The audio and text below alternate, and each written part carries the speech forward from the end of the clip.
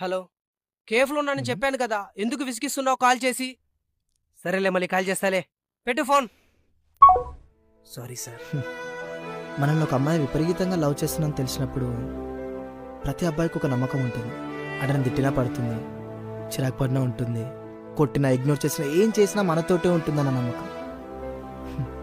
బహుశా ఆ నమ్మకం వల్లేనేమో మనం వాళ్ళని అలా ట్రీట్ చేస్తాం. కానీ ఒకరోజు నువ్వు నమ్ముకున్న నమ్మకం నిజం కాదని తెలుస్తుంది. అప్పుడు నువ్వు రియలైజ్ అవుదామన్నా టైం ఉంది. మీకు పాస్ట్లో లవ్ స్టోరీ ఏమైనా ఉందా బ్రో?